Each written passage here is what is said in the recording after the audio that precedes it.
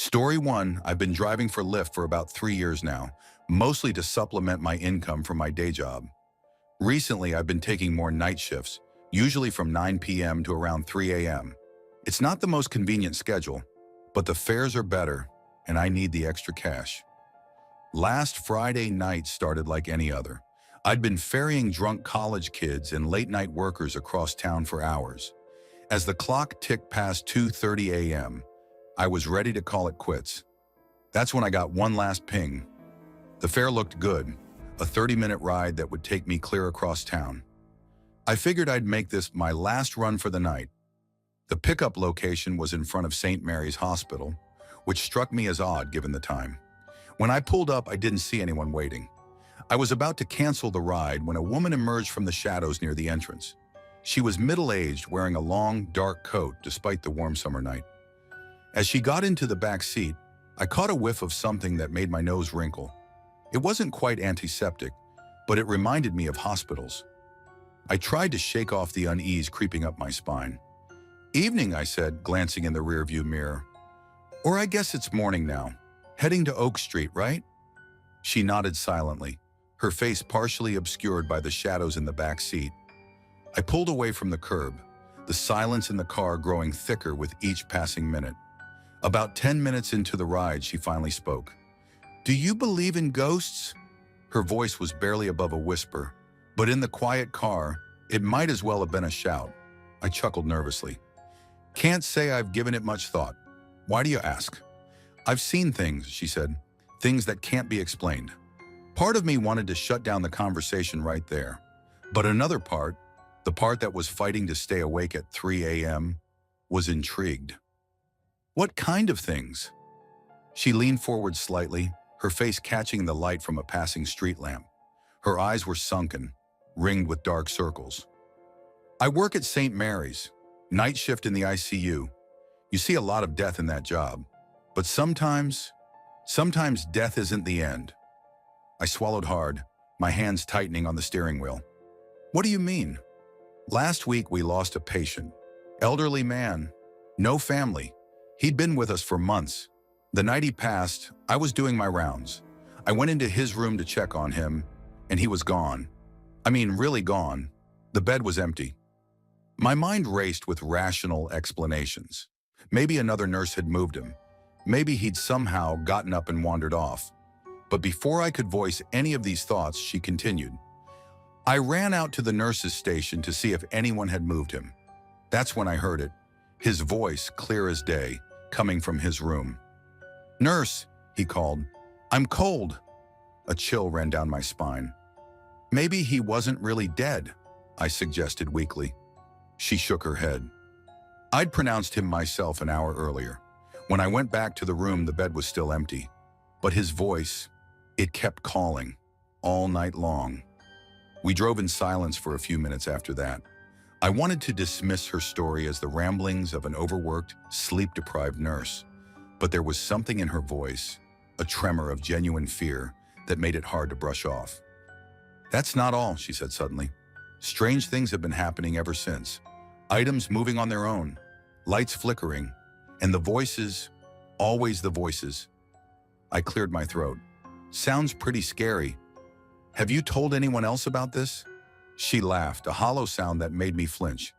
"Who would believe me? They'd think I was crazy. Maybe I am." As we neared her destination, a stately old Victorian house on Oak Street, she fell silent again. I pulled up to the curb, relief washing over me as I realized the ride was almost over. "Here we are," I said, forcing cheerfulness into my voice. "That'll be $27.50. She didn't move. In the rear-view mirror, I could see her staring at the house, an unreadable expression on her face. "Ma'am," I prompted. "We're here." Slowly, she turned to look at me. For the first time, I got a clear view of her face. She looked wrong. Her skin was pale, almost translucent, and her eyes seemed to glow faintly in the darkness. "Thank you for the ride," she said softly, "and for listening. It's been so long since anyone listened." Before I could respond, she was out of the car. I watched as she walked up the path to the house, her form seeming to fade with each step. By the time she reached the front door, she had vanished completely. My hands shaking, I grabbed my phone to end the ride. But when I opened the app, there was no active ride showing, no record of the past 30 minutes. It was as if it had never happened. I sat there for a long time, staring at the old house. No lights came on. No one went in or out. Eventually, I put the car in drive and left, my mind reeling. Story 2. It was an ordinary Sunday afternoon when my parents decided to take my younger sister Mia to her first gymnastics competition in the next town over. I begged off, claiming a mountain of homework that needed my attention. In reality, I was looking forward to having the house to myself for a few hours. At 16, such opportunities were rare and cherished. As I settled into my bedroom with my laptop and textbooks spread around me, I heard the familiar sound of our old station wagon pulling out of the driveway. The house creaked and settled into silence. I put on my headphones and dove into my algebra homework. I'm not sure how much time had passed when I first noticed something was off. It started as a nagging feeling at the back of my mind, like I'd forgotten something important. I pulled off my headphones and listened. The house was quiet, too quiet. Even the usual ambient sounds of our old home seemed muted. That's when I heard it, the unmistakable sound of a key turning in the front door lock. My heart leapt into my throat. Had my family come home early? But no, that didn't make sense. The competition was at least a 2-hour drive away, and they'd only left a short while ago. I crept to my bedroom door and cracked it open, straining to listen. The front door opened with its characteristic creak, followed by footsteps in the entryway. "Lily!" My mother's voice called up the stairs. "We're home!" Relief flooded through me, quickly followed by confusion. How could they be back so soon? And why did Mom's voice sound off? It was her voice, unmistakably, but it lacked its usual warmth and energy. It sounded flat, almost mechanical. "I'll be right down," I called back, my own voice shaky. I stepped out into the hallway, my bare feet silent on the worn carpet. The floorboards at the top of the stairs creaked, and I froze. "Lily?" Mom's voice again, closer now. "Where are you, sweetie?" The hairs on the back of my neck stood up. Something was very, very wrong.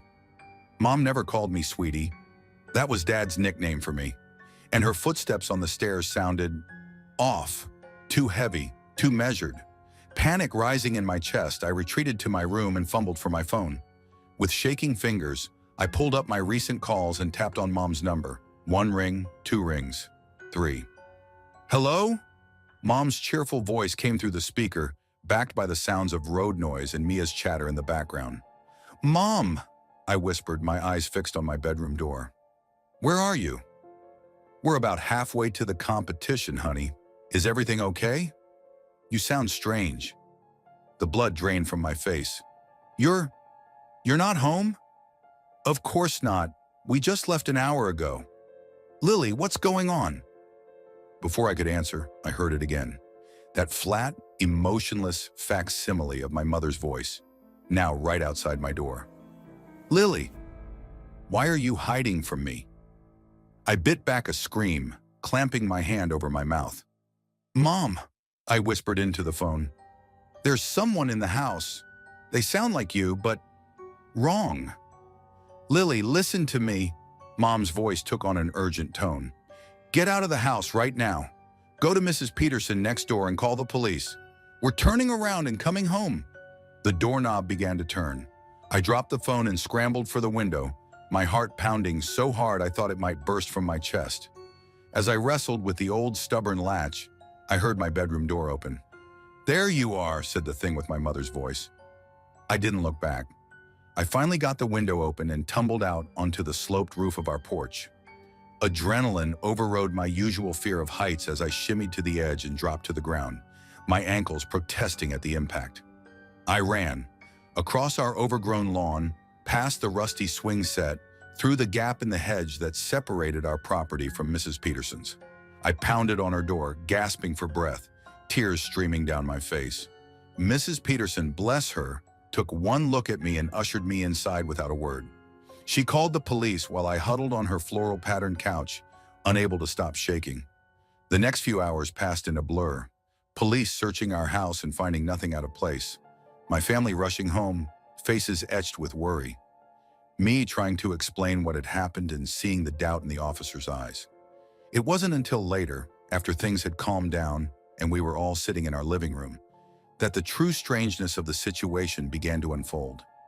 Mia, usually bubbly and talkative, was uncharacteristically quiet. When Mom asked her what was wrong, she burst into tears. I thought you were checking on me at night," she sobbed. "But it wasn't really you, was it?" We all stared at her in confusion. "What do you mean, sweetie?" Dad asked gently. Mia hiccuped and wiped her eyes. "Sometimes at night, I see Mom looking in through the crack in my door. She says goodnight, but her voice sounds wrong. And her face, it's like it's not quite right." A chill ran down my spine as I remembered the flat, emotionless voice I'd heard earlier. That's when my brother Jake spoke up. "I've heard things too," he said quietly. "Footsteps on the stairs at night, running down really fast. But when I look, there's never anyone there." Mom and Dad exchanged worried glances. "Why didn't you tell us about this before?" Mom asked. Jake shrugged, looking embarrassed. "I thought I was just imagining things, or that it was one of you guys." As we sat there, each of us recounting our experiences, a picture began to emerge. Something had been in our house for a while, mimicking our mother, moving around when we weren't looking. The thought made me feel sick. We didn't sleep in the house that night, or the next. Dad called in a series of experts, police, security consultants, even a couple of paranormal investigators. No one could explain what had happened. In the end, we moved. It was hard leaving the only home I'd ever known, but none of us felt safe there anymore. Story 3, I'd been living in the house for about 6 months. It was my first real home, purchased with savings from my first job out of college. The house wasn't much, a small 1950s ranch style with outdated wallpaper and creaky floorboards, but it was mine. I spent weekends stripping wallpaper, painting, and slowly making the place feel like home. The layout was simple. From the front door, you entered directly into the living room. Beyond that was the kitchen, then a small laundry room, and finally a door that led to the attached garage. It was a straight shot from one end of the house to the other, with all the doors typically left open. I liked the open feel it gave the place, making my small home seem a bit larger. The first few months were uneventful. Sure, there were the usual quirks of an older home, pipes that groaned in the night, floorboards that creaked under my feet, but nothing I couldn't explain away.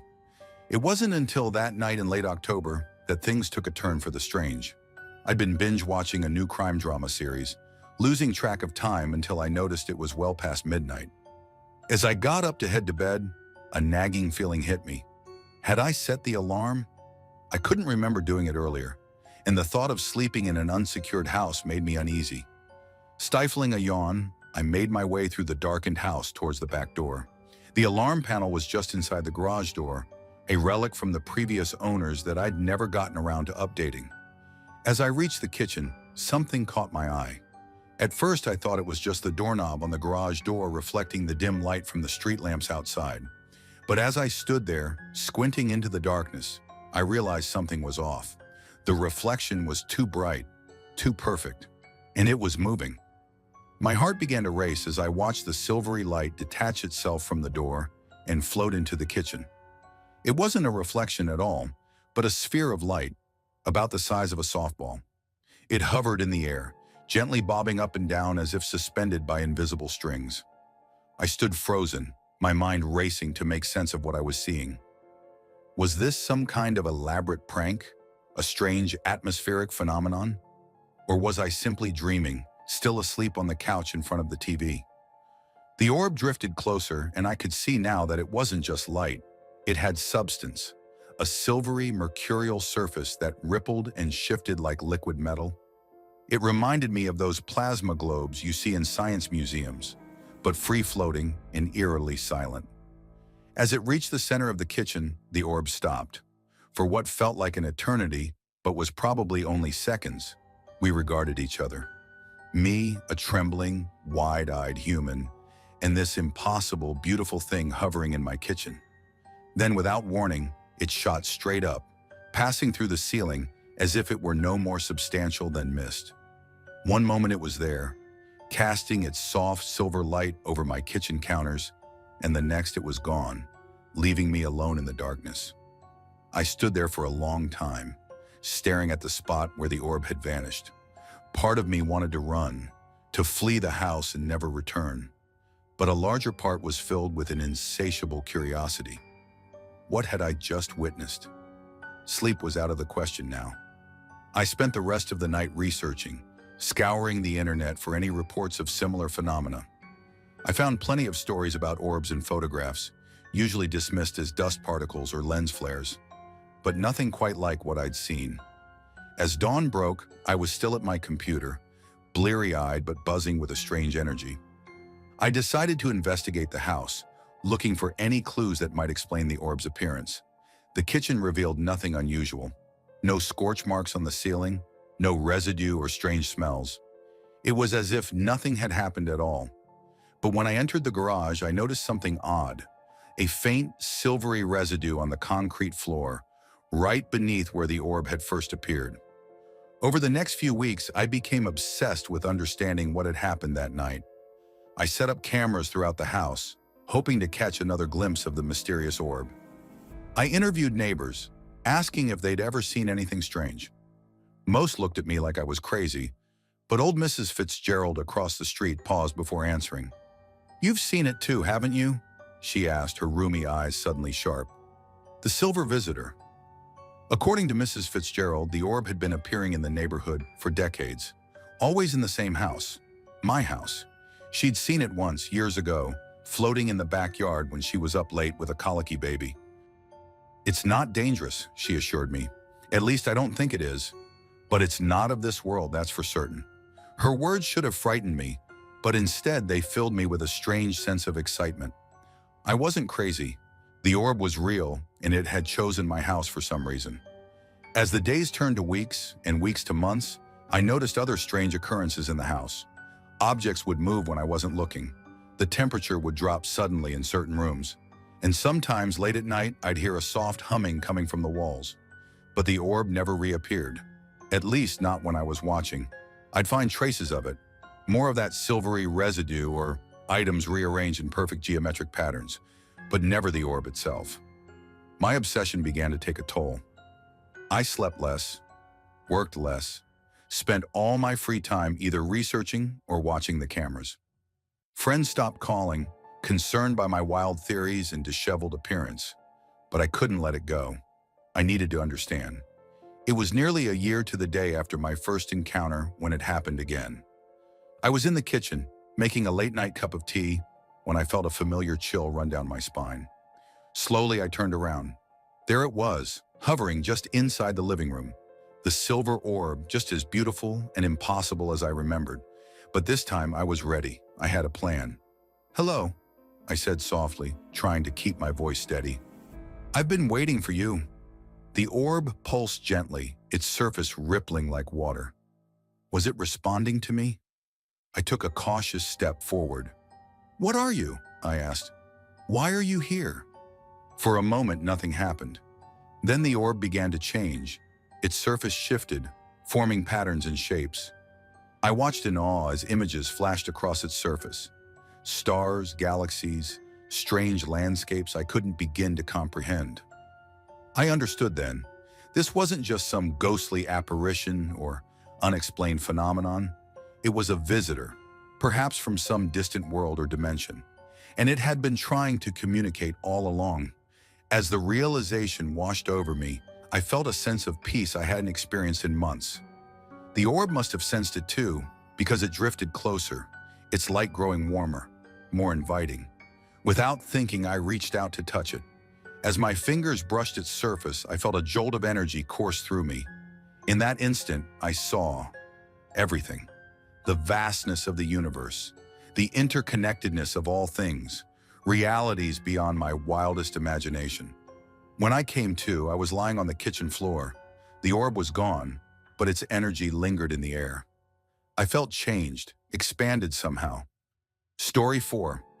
I've always been a skeptic when it comes to the paranormal. Ghost stories, haunted houses, things that go bump in the night. I chalked it all up to overactive imaginations, and the human tendency to find patterns where none exist. But what happened to me in that old apartment on Maple Street has shaken my skepticism to its core. It was the summer of 2018, and I had just moved to a small town in New England for graduate school. Housing was scarce and expensive, so when I found an affordable apartment in a converted 19th century house, I jumped at the opportunity. The place had character, with its creaky hardwood floors, ornate moldings, and large bay windows. My unit was on the second floor, a cozy one-bedroom that felt like a step back in time. For the first few months, life in the old house was uneventful. Sure, there were the usual quirks of an old building, pipes that groaned in the night, floorboards that creaked under my feet, but nothing I couldn't explain away. I settled into a routine, dividing my time between classes, studying at the local coffee shop, and quiet evenings at home with my cat Whiskers. It was on one of these quiet evenings that everything changed. I had been up late working on a paper, the soft glow of my laptop the only light in the room. Whiskers was curled up at the foot of the bed, purring contentedly. As the clock ticked past midnight, I decided to call it a night. I saved my work, closed the laptop, and settled into bed, leaving the bedroom door halfway open as I always did. I was just drifting off to sleep when I heard it, a soft creak from the direction of the door. My eyes snapped open, adjusting to the darkness. In the dim light filtering in from the street, I could see the door moving slightly, as if caught in a gentle breeze. Except there was no breeze. The windows were closed and the air in the apartment was still. I propped myself up on my elbows, watching the door with growing unease. It creaked again, moving a few inches towards the closed position before stopping. My heart began to race. I told myself it was nothing. Old houses settle. Doors move on their own sometimes. It's fine. It's normal. But then, as if responding to my thoughts, the door exploded into motion. It began swinging back and forth violently, as if someone, or something, was standing in the doorway, thrashing it back and forth with all their might. The hinges screamed in protest, the wood rattling in its frame. But here's the thing that sent ice through my veins. The door never fully opened or closed. It swung wildly between half open and almost shut, over and over, faster than should have been possible. Whiskers yowled in fear, leaping off the bed and darting under the dresser. I wanted to follow him, to hide, to be anywhere but here. But I was frozen, my eyes fixed on the impossible sight before me. As I watched, paralyzed with fear, I became aware of something else, a presence. I can't explain how I knew, but I was certain that something was in the room with me, something that wasn't supposed to be there. With trembling hands, I reached for my blanket, intending to pull it over my head like a child hiding from monsters. But as my fingers grasped the fabric, I felt it, a cold spot moving across my arm. It was like plunging my hand into ice water, a chill that went beyond skin deep and seemed to touch my very soul. In that moment, faced with the undeniable reality of something beyond my understanding, I did the only thing I could think of. I spoke. "I'm not here to hurt you," I said, my voice shaking. "Please don't hurt me." The words came out in a whisper, but they seemed to echo in the sudden silence. For the door had stopped its frenzied movement, hanging motionless at its usual half-open position. The cold spot lingered for a moment longer, then dissipated.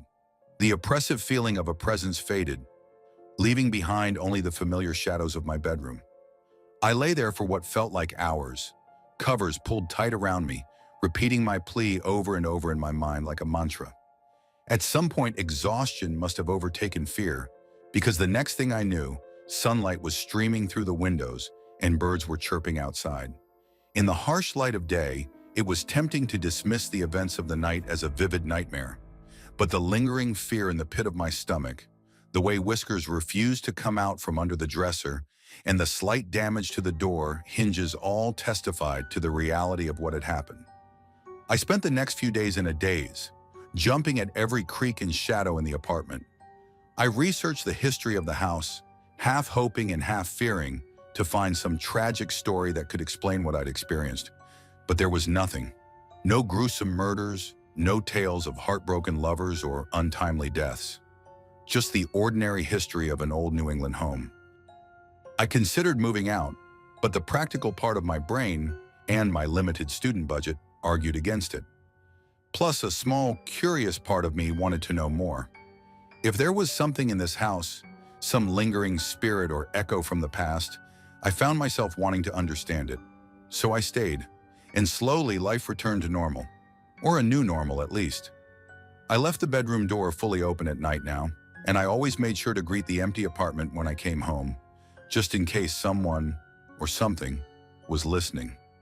Weeks passed without incident, and I began to relax.